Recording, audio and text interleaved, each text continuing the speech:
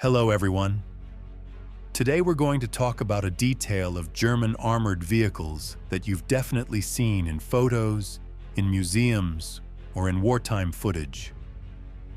A detail so iconic that it became a visual symbol of late-war German engineering, yet so poorly understood that even many enthusiasts still argue about its purpose. Those thin plates hanging off the sides of Panzer III, Panzer IV, and StuG assault guns, the Schürzen. They look flimsy. They look like they shouldn't stop anything. So why did Germany install them on tens of thousands of vehicles? Were they actually useful? Could they really protect a tank in battle? Or were they just another myth born from wartime desperation? Today, as always, we'll take a calm and detailed look into history, using real documents, real test results, and the work of researchers such as military historian Yuri Pasholok, who studied Soviet test reports on captured German vehicles and their side screens. Let's get into it. German tank crews on the Eastern Front were facing a very specific threat in 1942 and 1943. Not Soviet artillery, not T-34 cannons, but something far more common and far more widespread: anti-tank rifles. The PTRD and PTRS rifles were everywhere. Cheap, simple, mass-produced, and carried by ordinary infantrymen while they struggled against the frontal armor of newer German tanks. They remained extremely dangerous to the thinner side armor. Reports from German units in 1942 make this clear. Panzer losses from side penetrations by rifle-caliber armor-piercing projectiles. It was a problem happening again and again. So German engineers were ordered to find a fast, cheap solution, something that could be manufactured in months, not years. Their answer was simple: a thin plate placed several centimeters away from the hull, not heavy armor, not hardened steel, just a spaced shield to deform or break the incoming bullet. This is where the Schürzen appear.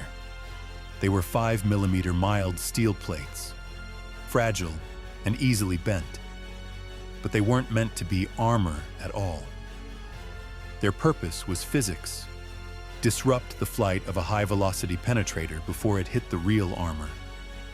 On paper, it made sense. But does paper match reality? When the Red Army captured German tanks with intact Schürzen, Soviet engineers conducted firing tests. These results, later analyzed and published by researchers like Yuri Pasholok, show the real performance of the screens. And the results were surprising, even to Soviet testers.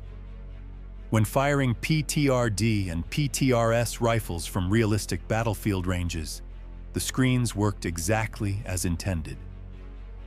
Bullets hit the plate, shattered, lost stability, and failed to penetrate the main hull armor. In many tests, even small dents were barely visible on the side of the tank.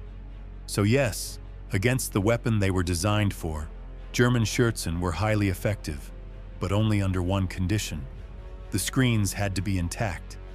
And this is where the story becomes more complicated.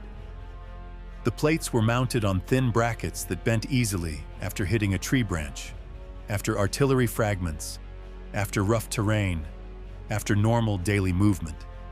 The screens would deform, shift, or tear off. Soviet testers noted this clearly. Damage or deformation significantly reduces protective effect. German crews knew this all too well. Many found the screens annoying, noisy, and fragile. Some told mechanics to remove them entirely. Others tried improvising with logs, spare tracks, or even household materials. But let's be fair, the principle was correct. The execution was primitive, but the idea itself was ahead of its time. Modern slat armor, cage armor, and spaced armor used worldwide today all rely on the same basic concept. However, war changes quickly, and soon a new threat appeared, one that the Schürzen could not handle. By 1944, Soviet infantry received mass quantities of RPG-43 and RPG-6 anti-tank grenades, HEAT weapons, designed to burn through armor with a focused explosive jet. German engineers hoped the Schürzen might prematurely detonate these charges, but tests showed the opposite. The Schürzen were too thin to disrupt shaped-charged jets. Soviet test data showed penetration was barely reduced, if at all. A pre-detonated grenade still pierced the armor behind the screen. This was the moment when the German side Schürzen lost their relevance. The anti-tank rifle, the threat they were built to defeat, was disappearing from the battlefield. Heat weapons were the future, and the Schürzen were helpless against them. Still, it would be historically inaccurate to call the Schürzen useless. They were extremely effective for their time and for their intended enemy. In 1943, when they appeared, they saved vehicles and crews. They addressed a real tactical problem with a fast, cheap solution that absolutely worked, until technology overtook them. Looking back, the Schürzen were not miracle armor and not battlefield myths. They were the perfect example of wartime improvisation, a clever idea executed quickly, with real results and real limitations. They were both a success and a relic, a temporary answer to a temporary threat. And in that sense, the fragile metal sheets hanging from German tanks tell a very human story: how armies adapt, how technology evolves, and how solutions that work today may fail tomorrow.